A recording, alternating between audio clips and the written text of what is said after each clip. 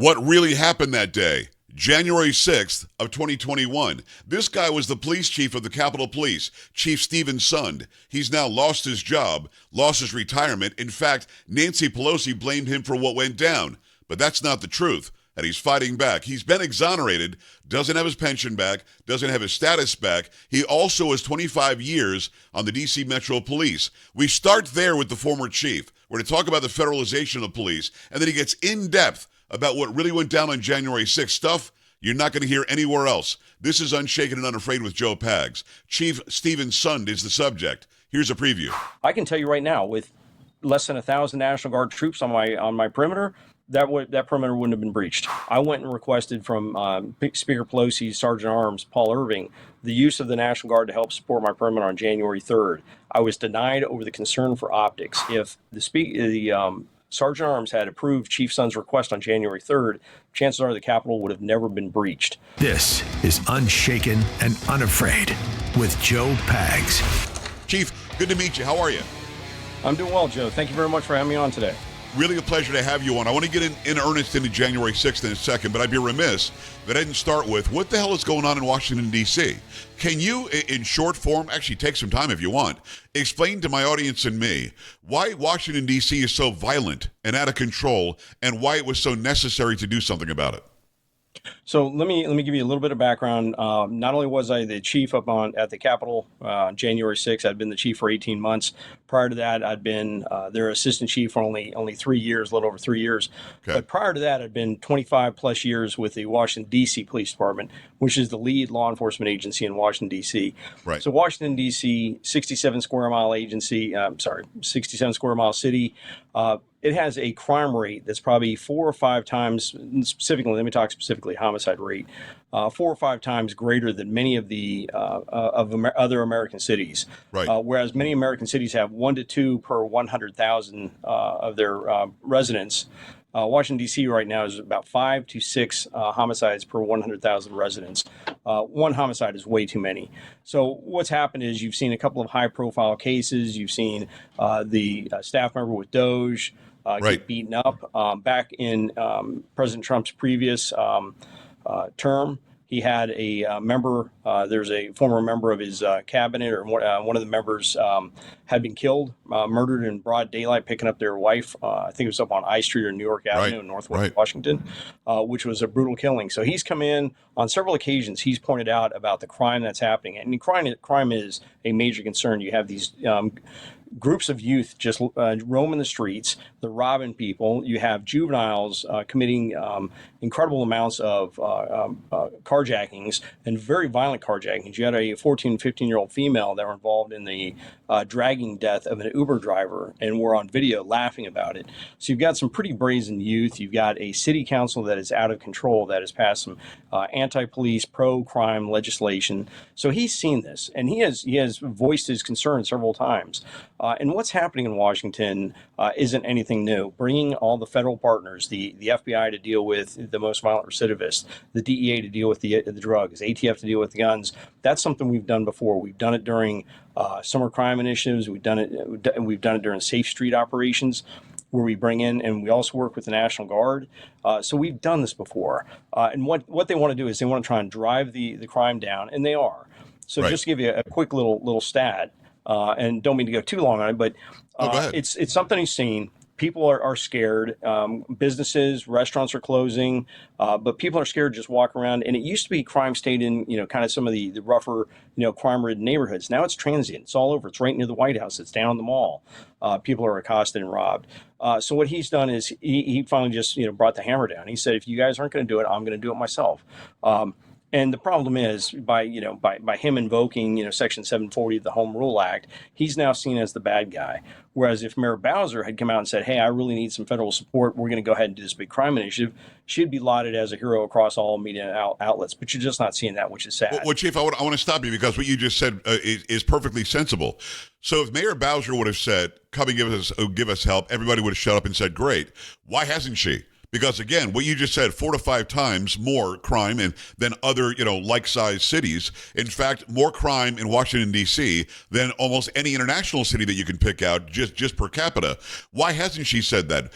And as a member of the Metro Police, are you not allowed to go and enforce the law? It sounds like city council and the mayor are hog-tying you guys. Oh, they are. They absolutely have. They've passed these legislations that really penalize the cops for a lot of the tools they would use and tactics they'd use. They passed this Youth Rehabilitation Act that allows anybody under the age of 25 to really almost have their record expunged, not serve jail time, and to be put on house arrest or released right back into the community, which is absurd. You just had a 19-year-old in July that was sentenced to multiple years in jail from a shooting, a brazen shooting on a city bus, shot somebody at point blank range, was given multiple years in prison, and under the Youth Rehabilitation Act, they went ahead and released him to the community under house arrest. Oh, that's wow. absurd. So the union's upset about it. But the problem is, wouldn't the mayor do this? Because she's having to deal with a city council that's passing this type of legislation. So it's a tightrope walk for her. I think she felt, everyone's saying it's a 30-year low in crime. Well, they keep focusing on like the crime statistics. I think it was 297 homicides in 23. It dropped down to 179, I think, in 24. So they're lauding that as, oh, hey, look at the big drop. 179 homicides in a 67 square mile city. That is still way too many. It's crazy. So Trump finally put down the law and said, we're fixing this. Chief Stephen Sund, he was the Capitol Police Chief. Also, he was a 25-year member, a veteran of the D.C. Metro Police. His book is called Courage Under Fire, the definitive account from inside the Capitol on January 6th. Is there any way to explain why they allowed it to get like this? I live in Texas, just south of where I live is San Antonio. In Bexar County, you've got a DA that was basically elected because of George Soros money. He wants anarchy. In Austin, you've got a Soros DA there too. In Dallas, you've got a Soros DA there, I believe. So I know what he wants. He wants anarchy in the streets so that the globalists can come in and take control over our big cities in Texas. We're going to resist that, but I think that's what they want. Is that what they want in D.C.? Let's have everybody kill everybody, and then some overlord from Davos or from the WEF can come in and take control of the United States? Or is it something different? Are they just really incompetent and bad at their jobs? Well, again, it goes to the support the law enforcement has gotten from the city council. Or lack thereof, right? Yeah.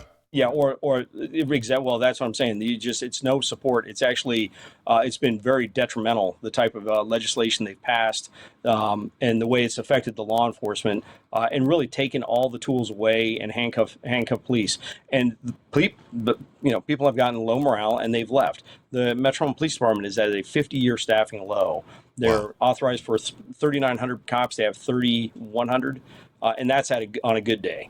So I think it's even less than that. So they're 800 cops short, and morale's terrible. When you don't get support, you can't make arrests. Morale goes down the tubes. Something is really remarkable that's happening right now, Chief, in that city. When residents are asked about the National Guard and the federalization of police, to a person, they're all saying, I'm glad. I'm really happy. I can now walk the mall. I can now go to Union Station. I can now not worry about going and enjoying a local deli. I mean, people in that city are polar opposite of what you're hearing from the mayor, polar opposite of what you're hearing from the city council. Is that likely to get them to change? Look, these are all politicians who want to keep their jobs. They're not really concerned about the safety and security of people in D.C. They made that clear. But if they know they're out of a job, if they don't get on the side of what you want, what I want, and what President Trump wants, maybe they'll get on the side. I don't understand why, and maybe you can opine about this as well. Why wouldn't a politician, no matter whether you're left or right, get on board with something that saves lives? Get on board with something that stops rapes or carjackings or muggings? Why would they be against that in any form or fashion? And now again, the residents of D.C. are all to a person saying, we kind of like it in D.C. right now. And that's exactly what I'm hearing, Joe. You're hitting the nail right on the head. Why would they play with people's lives? Safety and security is like one of the utmost things everybody wants in life. It's like the hierarchy of needs. That's one of the tops. When I've talked to citizens, I talked both to MPD officers and I talked to residents. MPD loves the support because they're so shorthanded. But I'm hearing from residents that they like going out. They like seeing the police officers out there. They like seeing the troops out there.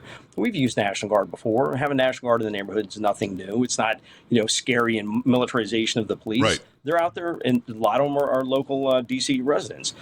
So they like that. And you're hearing from some of the most crime-ridden areas that they're thankful for this. City Council seems to be paying a lot of attention to some of the special interests. You've got a lot of people down in Northwest, the really nice parts of Washington, that are out there protesting. The problem we have is the City Council pays more attention to them than the citizens in the neighborhoods that are very happy and thankful that they've got some sense of security. Chief Stephen Son, go and get his book. It's called Courage Under Fire. Go get it right now. It's available. You want to show the book? If you don't mind, grab the book and show it to us real quick, Chief. This is what it looks like. Go and grab that. Courage Under Fire, the definitive account from inside the Capitol on January 6th. Go and get that. We'll make sure we let people know where to go and get that. Let me finish on D.C. with this. Karen Bass, who's the mayor of L.A., was on television over the weekend, literally said Trump is only federalizing and putting in the National Guard in D.C. because he's trying to put a curfew only on black and brown youth. This is somehow him rounding up black and brown youth. You were 25 years in that force. You were the Capitol Police Chief as well, and you worked there several years as well. There is no curfew under our laws in this country that can only apply to certain ancestry or skin tone. That's just stupid. And further, I would guess that in those neighborhoods that happen to be black and brown, as she describes, they'd be happy about this because black on black crime is out of control in D.C. And again, the people that I've seen just happen to be black people in D.C. going, I'm really happy about this presence. How disconnected is somebody like Karen Bass when she says something like that? And do you think that it's going to work on anybody? I think she thinks people will believe her. Well, they always scream racism.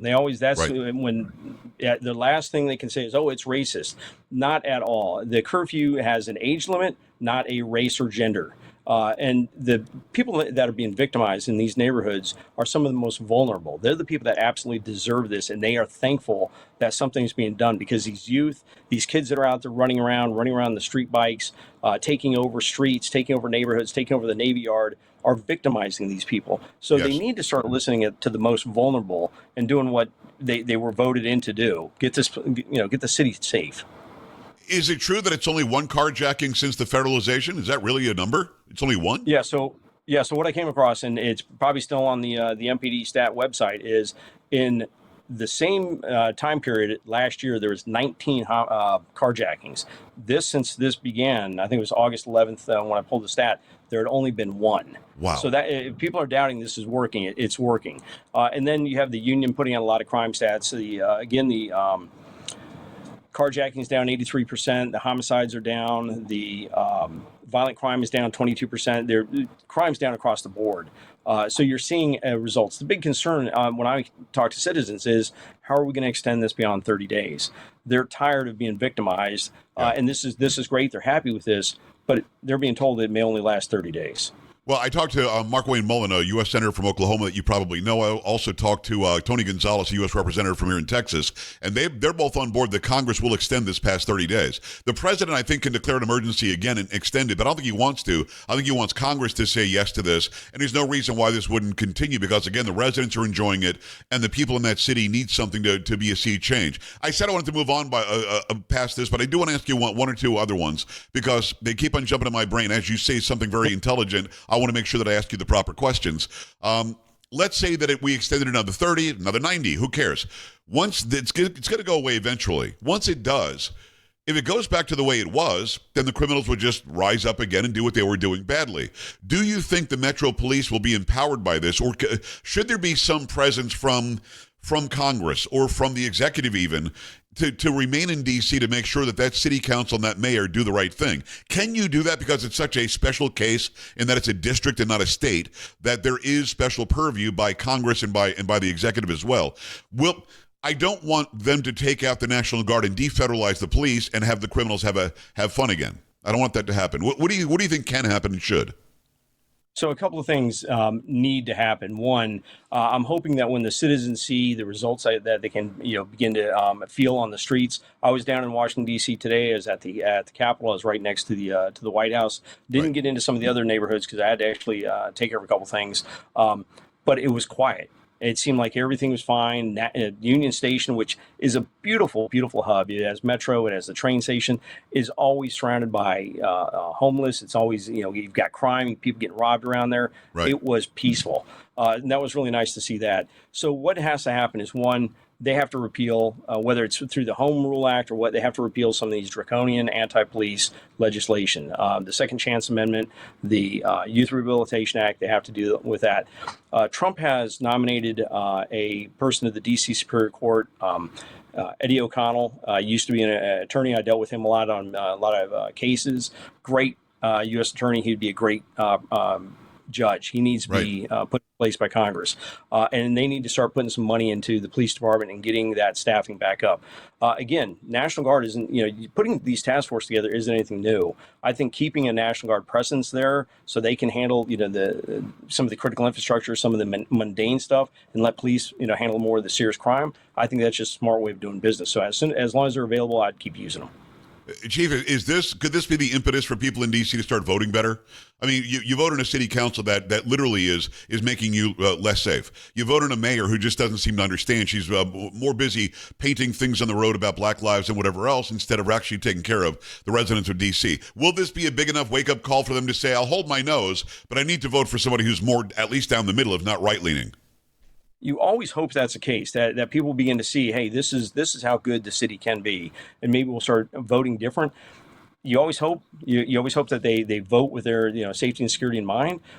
We can only see how that goes. But I don't understand why you have some of these members of Congress talking out like Senator Schumer, saying there's no way he will extend this. He was saying, hey, he feels safe. He feels safe walking around D.C. Well, he's got a security detail. I mean, of course he feels safe. And he's driven around in an SUV every day. I mean, he's not jogging around the mall like he said. That's not true. He's not in Anacostia. He's not in Southeast. He's not in some of these areas. So, that's easy for him to say. But they really need to consider what the citizens really want in Washington, D.C. and listen to them. I can only hope that the citizens will vote for their safety and make their pleasure or displeasure with this known. So it can be adjusted and corrected in whichever way it has to be.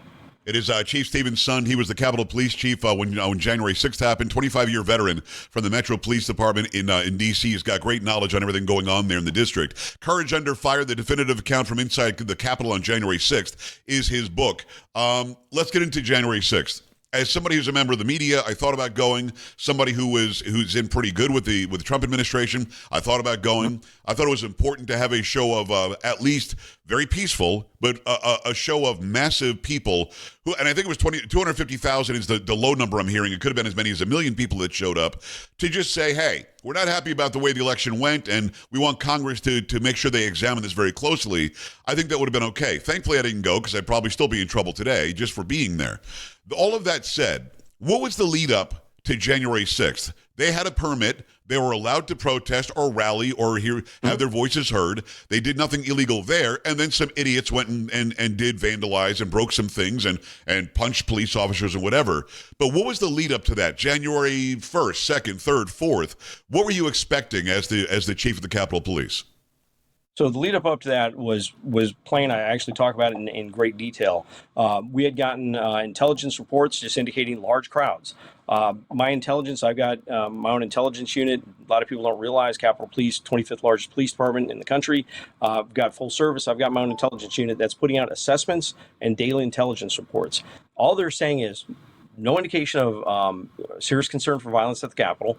The daily intelligence report is saying a low to improbable concern for civil disobedience or arrests. Okay. And they're putting these reports out as late as January 5th and even the morning of January 6th. So coming up to January 6th, I was expecting large crowds. We had seen the large crowds. There had been a lot of scuffles afterwards between some of the Antifa and some of the pro-Trump participants. So that's what we were expecting this time. What your listeners viewers may not realize is, Trump, there's all this discussion about National Guard. I'm sure you're going to get into that. I had seen the large crowds. I realized I only had 273 officers for my perimeter because we have a joint session of Congress going on, and we have the vice president there, so I have a lot of my officers inside the building. I only had 273 officers for the perimeter. That's why I went and asked for National Guard, because by law I have to ask the Capitol Police Board to bring in any federal resources, and that's what I did starting on January 3rd, the Sunday before. Cash Patel is a friend. He was on the show 20 different times.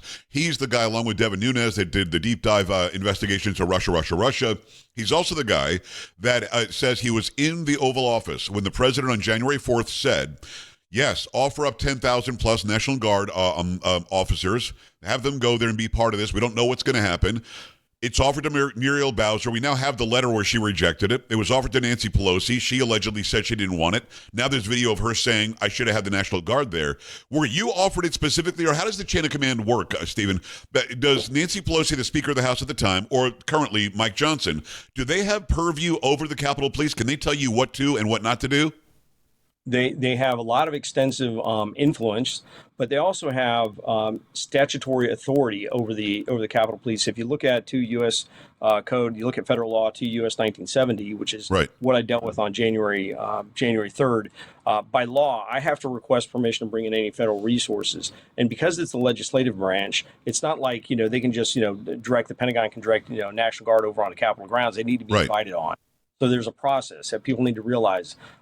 So on January 3rd, and I can tell you for a fact, the Pentagon offered National Guard support, but on January 3rd, per that law, I went and requested from Speaker Pelosi's Sergeant at Arms, Paul Irving, the use of the National Guard to help support my perimeter on January 3rd. I was denied over the concern for optics.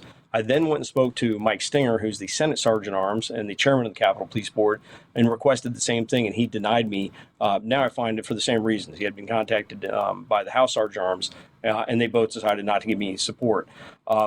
Later that day, the Capitol Police was contacted by Carol Corbin, who's the program director for what they call DSCA, Defense Support for Civil Authorities, over at the Pentagon. Carol had called to find out, were we going to be requesting the use of National Guard for the upcoming joint session on January 6th, and I legally had to tell her no because they would not give me authorization to accept it. So by law, I had to tell her no. So here's the kicker. Fast forward to January 6th, we have the riots start getting out of hand on the West Front at 12:53 p.m. At 12:58, I make my first call to Paul Irving, the House Sergeant at Arms, who works for Nancy Pelosi, telling him that we need urgent approval to bring in federal resources. Now, I'm telling him, how bad it is on the West Front. He has somebody sitting right behind me, a liaison officer sitting right behind me, telling him exactly what's happening, and he won't approve it. He wants to run it up the chain.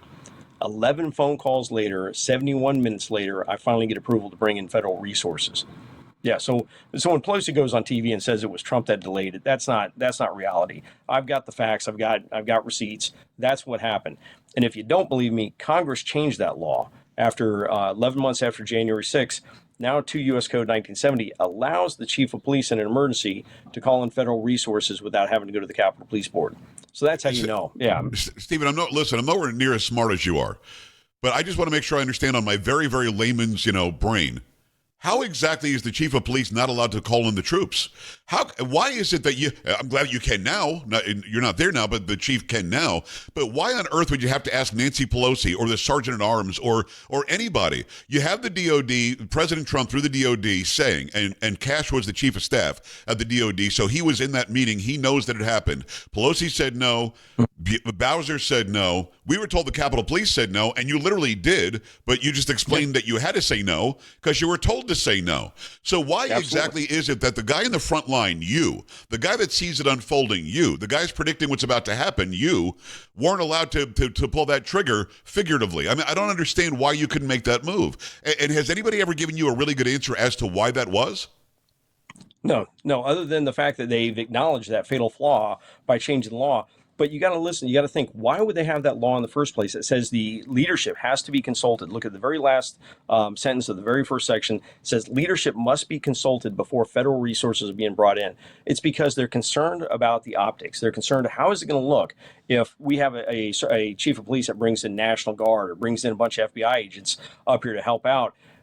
We want to have final approval. So they absolutely play a lot of influence. They play they have a major impact on security on the Hill, specifically because of that. And that's why they have the law there in place, so they can have that control over, what security looks like. And I'll tell you, it wasn't unusual, especially like during the protests of 2020, whether it's a Kavanaugh hearing, Supreme Court justice hearing, or immigration or healthcare or the Black Lives Matter protests that we had during 2020, I would regularly get called down by my oversight, which are members of Congress and, again, reporting up to leadership, to demand that my officers not be out there in hard gear, not be out there in riot helmets and things like that. I would have to go to them to get approval to just put up fencing. So think about that. I had to go to the Capitol Police Board just to get approval to put up fencing. That is absolutely crazy. This is the kicker. Capitol Police Board is 4 people. House Sergeant at Arms, appointed by Speaker of the House. Senate Sergeant at Arms, appointed by the President Pro Tem, McConnell at the time. The Architect of the Capitol, which was actually appointed by the President, and myself. Only 3 of those 4 people have voting privileges. Those are the 3 people politically appointed. I'm the one that has probably the most law enforcement experience, and I don't even have a vote on how operations will run for the Capitol Police. That is absurd and ludicrous. The problem is they haven't changed it, and they need to change that. Well, that's lunacy. It is former Chief Stephen Sund of the Capitol Police, 25-year veteran of the D.C. Metro Police, was with the Capitol Police, and before he was the chief, the guy really knows what he's talking about. Go get his book, Courage Under Fire, the definitive account from inside the Capitol on January 6th. When they all said that Trump did not authorize the National Guard, they all clearly knew they were lying because, again, Cash had the receipts. And I'll prove that to anybody who's watching right now or listening right now who thinks that it didn't actually happen. Cash Patel was asked that question in front of the fake January 6th committee, and he gave the truth. And they held his testimony for a long time. He never faced contempt charges for lying. He never went to jail like Navarro did and like Bannon did. What Cash said was above board and above reproach from day one. Stephen, did they think they were going to get away with lying about what the president offered? They thought and by the way, you keep saying the optics. The optics that ended up happening that day were a whole lot worse than if we would have had some National Guard members there keeping the peace. That's a given. But do you think in your heart of hearts they thought they were going to get away with alleging Trump did not offer the Capitol Police 2 days earlier? I think they thought they were going to control the narrative with the January 6th Select Committee. Yeah, but you were going to tell the truth. Cash was going to tell the truth. Trump was going to tell the truth. How did they overcome? You guys are all above reproach. I mean, you had the receipts, you know? I think they thought they were going to maintain control of the House and the Senate and possibly even the White House and never have to face the truth. What people don't realize, I had to fight to testify in February 2021 before the joint Senate committee that was doing the first investigation. They didn't even want me to testify. You go back and watch that, February 23rd, 2021. I'm the only one that shows up in person. I testified for 4.5 hours. I have pushed the truth from day one. Even the Select Committee. The Select Committee didn't want me to testify in public. We went down there, we did a transcribed interview. It got extremely contentious, specifically over the role of leadership in security on the Hill. And you didn't see any of that discussed on their primetime television show. Of course not. Hearings. They didn't want any of that getting out. So I think they never really expected this to get fully investigated as far as what were some of the operational issues that occurred. And now you have Barry Loudermilk, the chairman of the Committee on House Administration that's currently doing the investigations. He's done what I consider to be a very good, thorough job of investigating this. And he has now said if the Sergeant at Arms had approved Chief Sund's request on January 3rd, chances are the Capitol would have never been breached. Wow. So, think about that. They've said that. The last report the committee put out was December 17th, 2024. It was the last report before the 118th Congress. Page 1 of that report exonerated me. So finally, someone's getting in there and doing some proper investigation. The problem is, within 24 hours of January 6th, Speaker Pelosi had gone on national TV, called me out by name as the failure that allowed this breach of the Capitol to happen, even though I was the one that tried to stop in advance and tried to stop it while it was happening, demanded my resignation, stripped me of my retirement, and sent me out the door. Did you get your retirement back? Haven't gotten it back yet, but I'm working with Chairman Loudermilk. I'm doing my best to try and get it back. Everything's glacier speed up on the Hill, but I'm hoping to get it back someday. Because for me, it's all about the principle. There was people that failed that day that were rewarded, and then there was people that tried to stop it and were penalized. The whole thing blows my mind, and thank God you've got a strong backbone. You wrote this book, Courage Under Fire. Go and get the book from Chief Stephen Sund, and thankfully the truth is coming out. It's coming out. You're right. Glacier speed is true, but this glacier is moving a little bit faster than what we saw for the past 4 years because it was actually moving backward. Do you have an opinion on actually what happened on January 6th? And here's the angle that I mean. We know that at least 24 former confidential informants of the FBI were in that crowd. That's known. We now know that. Kash Patel, before he became the FBI director, on my show said it's going to end up being a whole lot more than that. Do you think there were agitators in that crowd that wanted what happened that day to happen? So when you go back and you watch some of the video, it's clear that you've got a small percentage within that crowd that were really bad disturbers, that were in there trying to agitate. They were firing people up, getting them into it. You had some group mentality that was happening. Yeah. I'm not surprised that you had some agents in the crowd. I mean, that's usually what would occur during major events Right. down there. But I wouldn't expect them to be kind of pushing the people to get into the building. They were instigating. Somebody was instigating. Yeah. Yeah, the thing that raises my concerns is, it doesn't take much for somebody to start thinking conspiracy or going down some of these rabbit holes when you think, well, let's see, they're going to deny a resource in advance. They're going to deny them. I'm still just in shock about the 71-minute delay. The fighting was going on right outside the Sergeant at Arms window. And they had people in the command center with me watching what was going on, and they weren't approving it repeatedly. That, when you think about that, you think about the pipe bomb that I think was absolutely a diversionary tactic to pull some of my resources away from the West Front right at the key time. It doesn't take much for somebody to start thinking, did somebody want to see something happen? It really doesn't. For me, I'm a fact-based person. I want it to be, all about facts. That's why, the book I never expected to write a book. I started doing after action. And then I just started saying, this stuff is just crazy. What was turning out. And when I talked to somebody, they said, this is a book, if not a movie. And that's where we got where we are. And it's all fact-based. And I'll tell you this, it's now been endorsed by Tucker Carlson. I'm not sure if you're aware, the day Tucker Carlson got fired from Fox News, my interview was supposed to show. Fox never released it. No, I do know that he ended up redoing it because Fox wouldn't release it, right? Correct. He ended up redoing it. I love that you did that. I love that you were willing to do that because it ended up being really earth-shattering. I learned so much from that interview. But how did that go down? You went to Fox and did the interview with him, and then they fired him and said, you may not air that, and we own it? Is that what they did? That is correct, yeah. And because technically they did. They had control of all the equipment, things like that. So the first time went down, filmed it down in Florida. And true to his word, Tucker Carlson contacted me back and said, we will redo this. That was one of the most powerful interviews I've done. And then he brought me back up to his new studio. We redid it up there. And I actually think it turned out even better up there. But so he's endorsed it. Chairman Loudermilk of the committee has actually endorsed it. He said this should be the definitive after action for January 6th. It's been entered into congressional record and referenced in hearings. So for me, it's all about the facts. That's why just a little over a week ago, matter of fact, I think it was a week ago yesterday, Speaker Pelosi went on Twitter, again, blaming President Trump for the delay in National Guard deployment on January 6th. And for me, I'm not looking for a fight with her. I'm looking to set the record straight and give the American people what really happened. And I did. I don't reply very often on Twitter, but I went ahead and replied on this one, and it's gotten about 5.1, 5.2 million views. Nice. It just shows that the people still want the truth about what happened that day. Well, because we're still confused. I mean, we watch it unfold. Here's the quandary. And again, it's Chief Stephen's son, and Stephen with a V, going at his book called Cards Under Fire, The Definitive Account from Inside the Capitol on January 6th. Here's the quandary. As somebody who does news and information for a living, I'm watching the videos that we were able to see. I'm seeing the guy, Jason, the shaman. I'm seeing him being led into the Senate chamber. I'm seeing Capitol Police not fighting with people inside. I'm seeing people taking selfies. I'm seeing people single file carrying either a Trump sign or they're carrying an American flag. You're seeing what appeared to be something that was a lot of people, but it was very orderly and it was fine. And then something happened. Let's break the door. Let's break the window. Ashley Babbitt gets shot, and then all hell breaks loose.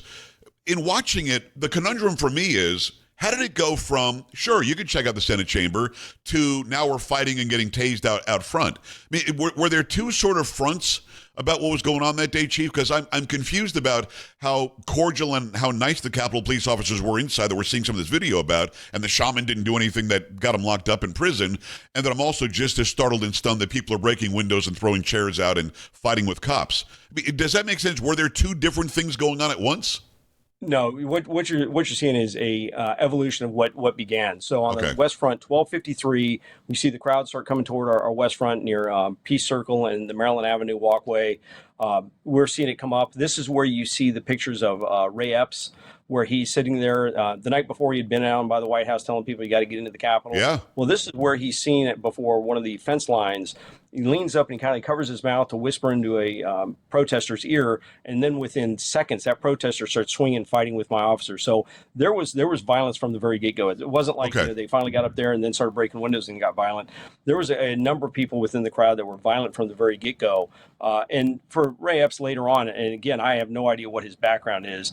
For him to tell, I think it was 60 Minutes he was on, that he said he was whispering to the officer. He's whispering to the protester, "Hey, these officers are our friends. Don't injure them." And then the guy goes and attacks him. That's BS. Well, it is BS. Well, Chief, it is BS because we see him on video saying, "We're going in there tomorrow. We're going." How does that guy go from, "Hey, be easy on the cop"? That doesn't make any sense. Yeah. I don't want anybody to be defamed here, so I'm going to be careful about Ray Epps.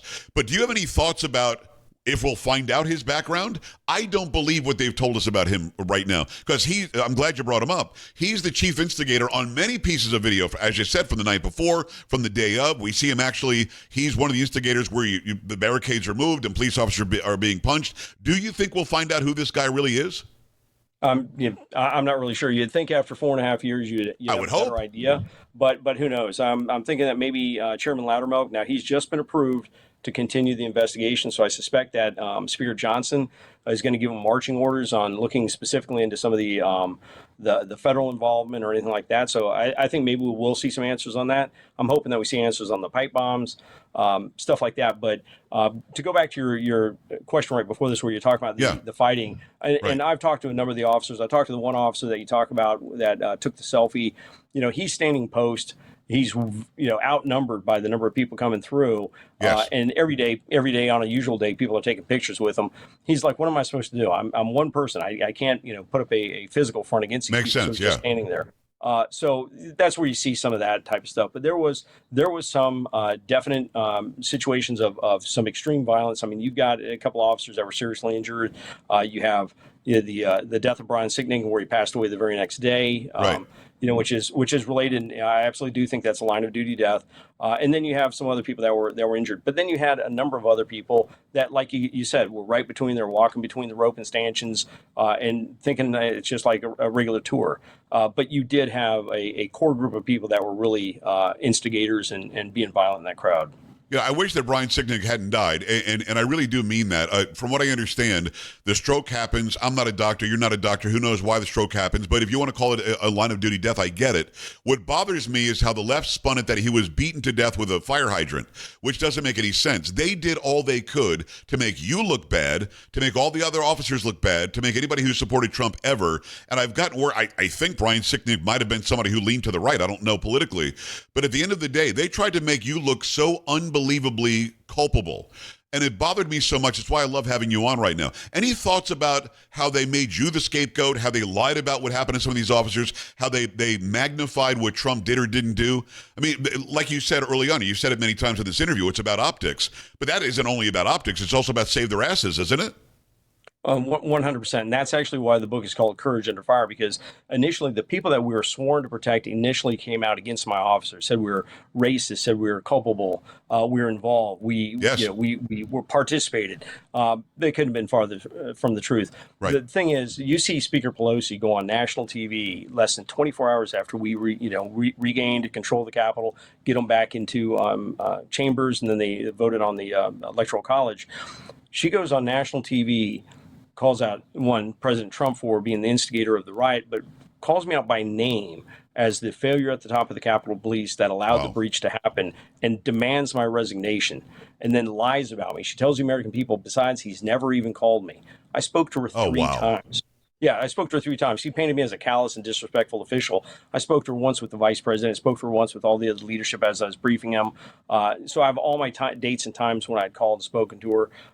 So the fact that she tried to blame it on me, and especially when I have proof of my request for National Guard, that's just ridiculous. It's just them keeping their, they're trying to little CYA. They're trying to keep their hides out of the fire, and pointing it at someone else. Oh yeah, absolutely. Yeah, but Chief, I would think you have the ability to sue her for defamation, no? You've got the receipts. She's been slandering you like crazy. You lost your retirement because of her. I mean, you probably have the phone records. I would guess everything that happens from the Capitol Police to the actual members of Congress might be saved. But again, you've got all the receipts about the National Guard as well. Is that something you've looked into? I mean, she's a major figure who is believed by half the country. I think that would be an easy case. She is a major figure, and I'll tell you, you think it would be an easy case. The problem is members of Congress have certain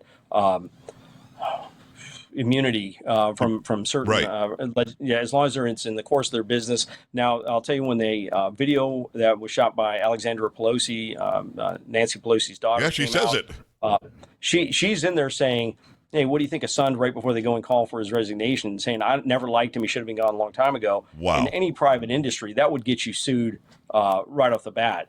But here you have, again, you have these protections that members of Congress have. And even if there's certain protections they don't get, there's, catch-alls, the Westfall Act, that will prevent, from being able to sue somebody like that. So maybe it's something I consider. But lying and slandering and defaming, that can't be covered as part of their duty. But I get it. You're right. Members of Congress have, and I can't think of the name of it off the top of my head, but there is actually a rule in Congress. They can basically say and do anything they want to say and do with total immunity. So with that said, let me finish with this. And I really want you to get into this, for a couple of minutes, if you don't mind. How different would it have been had those 10,000 National Guard troops been there? Would nothing have happened that was out of line? Would they have shut it down immediately? Would they have stamped out any violence at all? So I wasn't even talking about 10,000 National Guard. I wouldn't even ask for armed National Guard. I've never even used that armed National Guard on any of my perimeters. Well, how many do you think it would have taken? So I've sworn in, and people don't realize this, I've actually been asked to teach defense support for civil authorities by the Department of Defense to foreign governments as they come and visited Washington, D.C., because I've used them so many times. I've done probably 32 NSSEs. I've done the 2001, 5, 9, 13, 17 inaugurations, where we use National Guard all the time. I've sworn in thousands of National Guard troops to do protection details. So for me, we would have done an assessment with the National Guard, provided that assessment to the Pentagon. They would have deployed the resources needed, and they would have given me I would have expected maybe 800, 900. Oh, wow. And again, Congress have already said, chances are the perimeter would have been breached. I can tell you right now, with less than 1,000 National Guard troops on my perimeter, that perimeter wouldn't have been breached. Wow. You're literally talking less than 1,000 is all it would have taken? Yeah, I think if they went and did the assessment, they would have given me probably right around 800, 900 National Guard troops. That's just my guess off the top of my head. And that would have been Chief, why does Bowser have a say? Why should the mayor have a say about what you do to protect the actual Capitol? I understand the Capitol's in the District of Columbia. I get that. But there literally is an organization called the Capitol Police. So again, we go back to what we talked about 20 minutes ago, which was you should have had the final say. But why do you even ask the mayor? So why the mayor put out that memo, I'm not really sure. I think maybe she was concerned about what happened around the White House during 2020, and that's a whole other thing we can talk about. But that memo, by her putting out that memo saying no National Guard can be deployed without their permission. Again, I'm a separate entity. If I need National Guard, I'm a civil authority. They need to listen to me, and they just need to provide me assistance. But what that created was, and a lot of your viewers may not realize this, on January 4th, the acting Secretary of Defense, Christopher Miller, put out a memo, and this memo is online, and I actually talk about it in the book, and I can get you a copy if you want, where he restricts the National Guard from carrying any civil disobedience equipment. Think about that. They can't, bring any riot control, no helmets, no shields. They can't carry any of that on their post. Now, there's 155 National Guard troops deployed within eyesight of the Capitol, helping the D.C. government with crowd control down around the White House and the ellipse. But they can't carry any riot control gear. That's, that just adds. And get into that optics. Yeah. I mean, I like the optics to stop bad people from doing bad things. A good guy who doesn't do bad things, would not have a problem with the National Guard having some sort of equipment that shows that's who they are. I mean, it is so weird. We don't want them to have any sort of show of force, which, by the way, is working right now in D.C. as we go, the full circle back to what we started with. That whole thing is so confusing to me. So the new rule is that you can, as the Capitol Police Chief, call in the National Guard without the OKs, or the board still has to agree to it? So the new rule, if you go and you look at the law, it'll come up. It'll show the amendment. The new rule says in an emergency situation, the chief can call in National Guard and federal authorities. Now, this is the kicker. Leadership, the Capitol Police Board and leadership can override his authority. If you go and you look at it's like one of the last sentences, yeah, they can go in and override his authority. So again, we're almost still back in the same quandary. Let me finish with this, Chief. It's Chief Stephen Sund. His book is called Courage Under Fire, The Definitive Account from Inside the Capitol on January 6th. Have you had a moment to sit down with President Trump? Have you spoken to him about any of this? I haven't spoken to President Trump since June 14th, 2017. It happened to be his birthday. That was the day we had the shooting of the Republican baseball team, and he came out to Washington Hospital Center to visit one of my agents who had been shot and Steve Scalise surgical team. That's the only time I've talked to him. Would love the opportunity to talk to him. I think maybe his assistance would be helpful in trying to get back what was stripped from me. But again, we'll see what Congress will do and what Barry Loudermilk gets done up on the Hill. I would have to imagine that he is very, very aware of you, and I would hope that he would have that conversation. He's a guy that believes in fairness. He's a guy that believes that somebody shouldn't be punished for doing something they didn't do. So I would hope that does happen. In the meantime, let's sell 1 billion of these books. Courage Under Fire, The Definitive Account from Inside the Capitol on January 6th. It's Chief Stephen Sund. Incredible information, incredible knowledge. Thank you so much for telling the truth about what happened that day. And do me a favor, come back again, would you? Absolutely, Joe. Call me anytime. I really appreciate you. Chief, thank you very much. That's it for Unshaken and Unafraid with Joe Pags. This time, we're back with another one very soon.